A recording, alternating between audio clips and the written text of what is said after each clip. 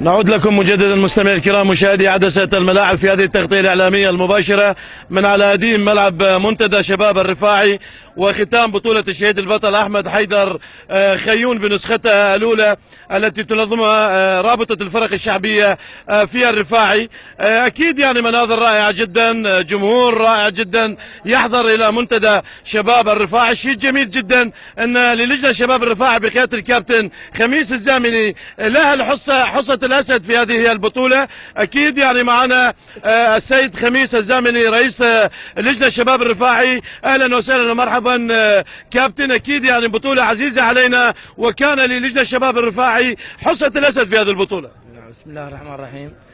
بطولة الشهيد أحمد حيدر السنوية اللي قامتها رابطة الفرق الشعبية في الرفاعي مشكورة. وهذا اليوم المهرجان مباراة النهائية بين فريقي التضحية وفريق الساحل هم الفرق المتميزة في مدينة الرفاعي. هذه البطولة التي شارك بها أكثر من 32 فريق شعبي.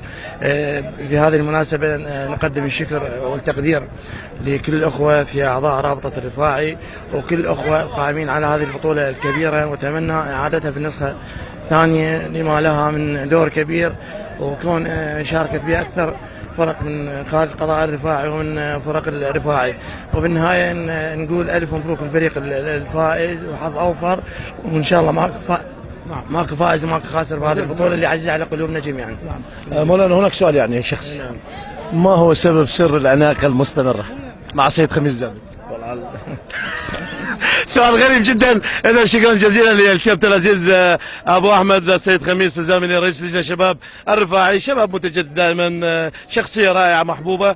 مع هذه الصور الرائعه ومع هؤلاء الشباب الذين يحملون صوره الشهيد البطل، للمعلومه انه كان احد لاعبي فريق الانوار وفريق النجاح هم اللي كانوا الفرق اللي شاركت وساهمت في هذه البطوله. تشاهدون هذه المناظر الجميله، تشاهدون هذه المتعه الحقيقيه مع كره القدم ومع جمعة هؤلاء الشباب. مستمرين معكم مستمعين الكرام مشاهدينا الأعزاء في هذه التغطية الإعلامية المباشرة من على قديم ملعب منتدى شباب الرفاعي.